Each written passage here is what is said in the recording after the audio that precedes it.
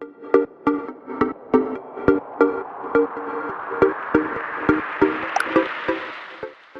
everyone, welcome to today's video. Today I'll be going through the Bespin Heroes updates of the recent patch released by DICE in Star Wars Battlefront. So firstly we got Lando Calrissian. I'll just go through the traits and power-ups for each of them. So Lando has the Fortune Trigger trait. It will give him an increasingly high chance of landing a critical hit with his blaster shots. The steps are raised by getting kills or doing high consecutive damage to a hero. It will become increasingly difficult to keep increasing his fortune, but the chance of inflicting very high damage is often worth the risk. Thankfully, any damage you do helps you to keep your current trait level.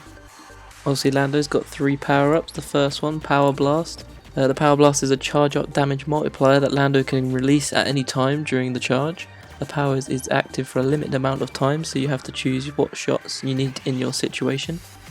With the Power Blast, a developer tip is use the low power multipliers to take out stormtroopers in one shot and charge up for a very high damage shot on villains. Secondly, we've got the Shocking Trap. This is a device that Lando can drop and it will spring when an enemy is close by. To the enemy, this will look like a power-up or a hero pickup, but instead the enemies will be heavily shocked when they pick it up, even to death, if they fail to break out of it. Villains will be briefly stunned out, but will suffer a significant amount of damage. Lastly, we've got Lando's third ability, which is System Disruption. Might be one of the most powerful ones we have in the game. DICE mentions Lando will be able to not only put weapons on overheat around him, but also star cards and villain powers on cooldown. So it looks like that from the recent updates, DICE felt that Lando was a bit underpowered. There is a few changes they have made. Enemies failing the Shocking Trap minigame will die instantly. Increased the damage dealt to heroes in Shocking Trap is now 100 from 90. The Power Blast ability has many changes. So you can cancel it at any time. It has a slight homing effect when fired towards an enemy. The active time has been changed from 7.5 to 5.5 seconds, and the recharge time has been changed from 17 seconds to 16 seconds. As we know, Lando holds an X8 Night Sniper, having increased the start damage from 50 to 63 and the end damage from 30 to 35. Has also increased the full damage from 25 to 40 meters and the end damage full distance from 50 to 70 meters. So that's all the updates for Lando Calrissian, but we still have one more hero to look at, and that is Dengar, who is a bounty hunter.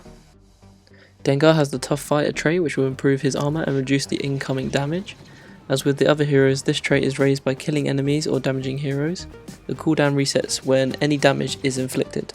DICE states they wanted to give Dengar the possibility to be a tank and absorb a lot of damage. We really want to represent how strong and resilient he is. Paired with Darth Vader, he will represent a threatening villain frontline.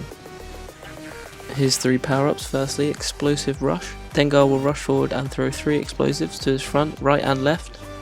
This has actually been changed now to 3 overall, so 1 left, 1 right and 1 in front. Although I think taking the maximum grenades down to 3 from 9 is quite a difference, so maybe they should have just taken it down 3 each area, so 6 overall. Maybe they'll bring it back up in the future. Dengar's second trait is Frenzied Blast, which gives him a higher increase of rate of fire. This comes at an expense of recoil though, but the damage output is definitely worth the trouble. Personally, I find this really hard to control, so I don't use it that often, but it's good when you have multiple enemies close by at a close range.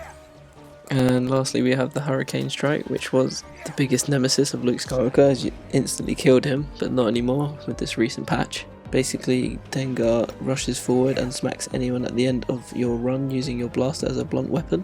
If you adjust the moment you launch your strike and hit a player with your weapon, you will do more damage than the rush itself. The patches for Dengar are more for bugs and sort of thing, so you have obviously the 1-hit KO on Luke, not anymore for the Hurricane Strike.